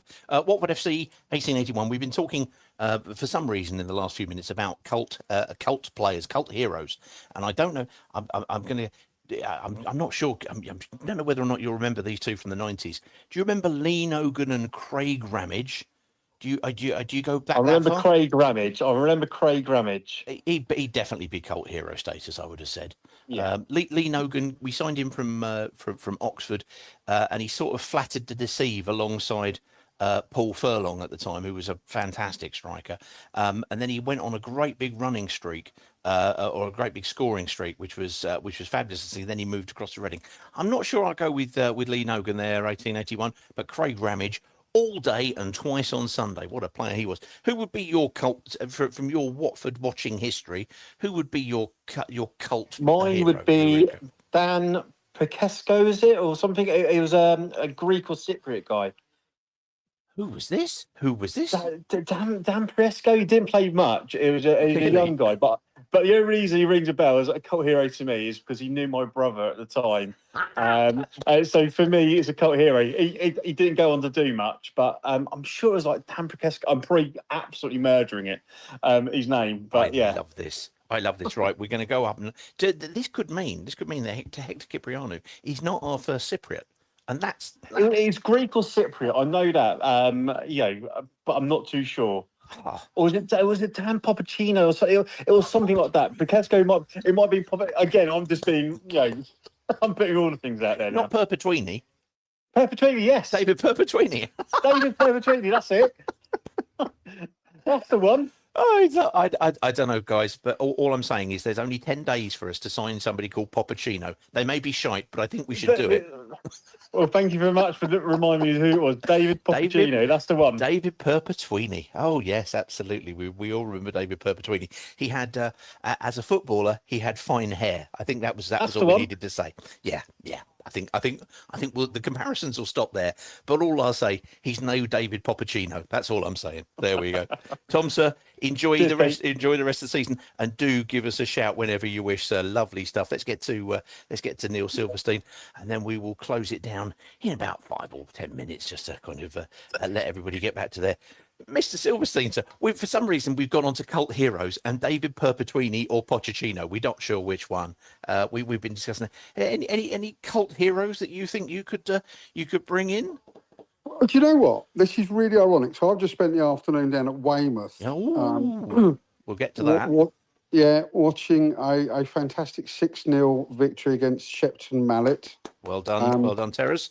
Yeah, which is great. And I've got to say, amazingly well-run club, right? Absolutely shows me everything the way that Watford should be run, because that's what, the way that Weymouth are. But so sat there after the game in their bar, and they have a Hall of Fame, right? I noticed a name on there. Tony Agana.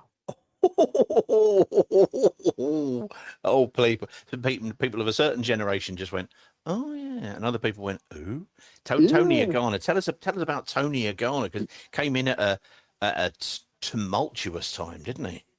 Yeah, I never realised. I mean, I'd completely forgotten about him until I saw him on the board. But apparently, he was at Weymouth before he came to Watford. And then, thanks to Wikipedia, he seemed to have quite a Sheffield United. Sheffield United, then a journeyman career after that. But there you go. Well, because he was one of the players, I believe, either signed for or signed by Dave Bassett after Graham Taylor moved on, and it was a tumultuous and unsuccessful time. And Tony Agana came in, and like a lot of his players, never quite really fired, but went off and had a very, very successful journeyman career, if those two things can be put in there. I have to say, Neil's son Adi is playing for Weymouth. Did Adi get on today? No, he didn't get on the pitch today. They got a couple of their first team players that are just coming back. So the manager gave them some minutes, and I think as a centre back, which is what AD plays, it's sometimes difficult to get on the pitch from the subs bench. But no, he's got to say, he's enjoying himself there. Great group of lads. Hell of a lot of players. That's now 4 games unbeaten. So yeah, life is good down in Dorset, and kind of got the fun back in watching football, which unfortunately, I think as those that listen to me know that that's not been the way with Watford, but still had one eye on the score. Stood there with my daughter, so bring it back to Watford. 2 games in, and I think the previous call, Tom, was it? Like him, I was wondering where the hell we were going to get a point from in the first 5 games. So to come away now, be sitting there with 4 points. Yep. You've got to be impressed because, as everyone kind of knows, threadbare to the absolute max of a squad.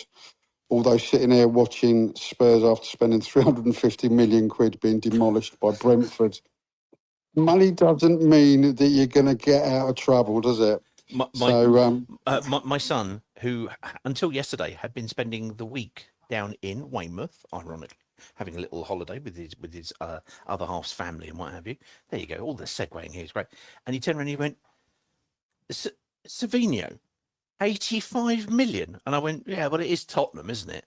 I mean, how he is worth 85 million? How, I'll tell you a little story on that one. So, Marmouche is the other player involved in the deal, isn't there? Right. So there's a really big sell-on clause or sell-on percentage. I think it's to Frankfurt for Marmouche. Right. So what they've done is they've offset, I believe I'd heard 20 million of the Marmouche value onto Savinho to avoid playing Frankfurt the sell-on fee. So I think you've got to look at those as a combined fee for 2 players because individually they're not. I don't think the market is logical with what they've paid, but then Spurs don't really apply logic to what they spend on players, do they? No, but that's what I've been told through a friend that's fairly well involved in the game. Well, it makes sense, really, doesn't it? Yeah. Well, football and finance. Go figure. Oh well, look, I'm glad Adi is at a nice settled club where he's enjoying his games. He's been having some game time, so we'll follow up on things and seeing how he's going. I'm just going to finish off here with Neil. Here, I'm going to give you the last 2 cult heroes that have been suggested, and see whether or not you approve of them, or you throw them out of the cult hero status at Hall of Fame. John Joe O'Toole. What do we think? In or out of cult status?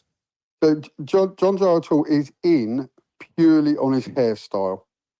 It was, wasn't it? It was immense, and it got bigger. He went through what can only be described as a Carlos Puyol stage, and then he finished at or he was finishing, I should say, for about 5 years. I thought he was on his last season with absolutely no hair at all, but full on beard. Here's the one that's gonna split the room. Everybody of a certain age, anybody who experienced the 90s. It's a contentious one. Watford FC 1881 has said Perry Digweed is the GOAT as cult status. Now, Perry Digweed was, as a goalkeeper, he had very big bouffant hair. But other than that, it struggled. Would he get into the cult status? Well, I guess you can achieve cult status for a number of reasons. Absolutely. and I would, because I don't, he springs to mind straight away, or the visual of him. So yes, I'm going to go with that. But I don't remember him being particularly good.